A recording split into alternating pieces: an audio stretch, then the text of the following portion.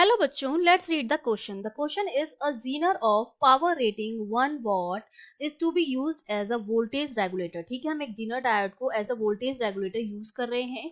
अगर जीनर का breakdown voltage जो है वो 5 वोल्ट का है and it has to be regulate voltage which fluctuate between 3 volt and 5 volt, और इसको हम रेगुलेट कर रहे हैं 3 वोल्ट से 7 वोल्ट के वोल्टेज के बीच में. तो आर एस की जो वैल्यू है वो क्या होनी चाहिए? What should be the value of R S for safe operation. ठीक है, सेफ ऑपरेशन के लिए आर एस की वैल्यू जो है वो क्या होनी चाहिए वो आपको एक्सप्लेन करना है. अब हमें एक चीज पता है कि अगर मैं जीनर डायोड को वोल्टेज रेगुलेटर की तरह यूज कर रही हूँ, दैट सिंपली मीन्स मैंने इसकी क्या की है? रिवर्स वाइसिंग की है.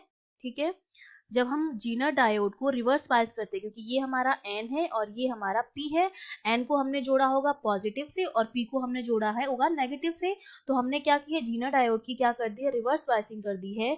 तो जब हम इसका रिवर्स वाइज करते हैं तो क्या होता है? एक स्मॉल अमाउंट ऑफ करंट जो होता है लीकेज होता है, स्मॉल लीकेज करंट होता है, और ये तब तक होता है स्मॉल लीकेज करंट, और ये हमारा तब तक होता है जब तक कि एक कांस्टेंट वोल्टेज नहीं मिल जाता, और इसी कांस्टेंट वोल्टेज को हम बोलते हैं ब्रेकडाउन वोल्टेज. ठीक है, इसको हम बोलते हैं ब्रेकडाउन वोल्टेज. और ये जो वोल्टेज होता है इसके बाद अगर हम वोल्टेज में कोई चेंज नहीं आता है, ज्यादा चेंज नहीं आता है, और इस पॉइंट पर हमारी जो करंट होती है दैट बिगिंस फ्लोइंग सीमलेसली. ठीक है, without any change in voltage. अगर हम वोल्टेज में कोई चेंज ना भी करें तो हमारी जो करंट होती है वो स्टार्ट करना, फ्लो करना स्टार्ट कर देती है. तो ये जो कांस्टेंट वोल्टेज होता है वो हेल्प करता है जीनर डायोड को एज अ वोल्टेज रेगुलेटर. अब हमको देखिए क्या दे रखा है, जो वोल्टेज जो फ्लक्चुएट हो रहा है, रेगुलेट वोल्टेज 3 वोल्ट से 7 वोल्ट के बीच में हो रहा है. इसका मतलब यहाँ पर ये जो वैल्यू होगी हमारे पास, उसकी वैल्यू कितनी आ जाएगी? Voltage drop, voltage drop across R. ठीक है, इस आर के अक्रॉस हमारा जो वोल्टेज ड्रॉप होगा वो कितना आ जाएगा? अगर मैं इसको कैलकुलेट करूं, क्योंकि ये हमारा किसके बीच में फॉलो हो रहा, ये हमारा हो रहा है, ये आ जाएगा वी आर, जो आ जाएगा वो हमारा आ जाएगा मैक्सिमम माइनस मिनिमम. ठीक है, मिनिमम हमारा कितना ब्रेकडाउन वोल्टेज हो जाएगा, तो ये हमारे पास आ जाएगा 2 वोल्ट के बराबर. ये हमारा आ गया voltage drop across R S. इस आर एस के अक्रॉस वोल्टेज ड्रॉप कितना होगा?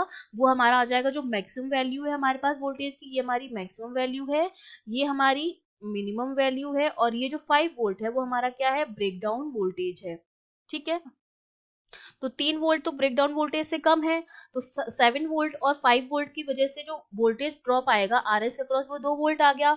अब अगर मैं जीनर करंट कैलकुलेट करूं तो जीनर करंट की जो वैल्यू आएगी वो हमारे पास कितनी आएगी? करंट जो आएगी आई, वो हमारे पास आ जाएगी आई जेड, लिख देते हैं इसको, that is power upon voltage. तो ये पावर हमारे पास 1 दे रखा है और जीनर वोल्टेज हमारे पास कितना दे रखा है? 5 वोल्ट, तो ये इतना एम्पियर आ जाएगा हमारे पास.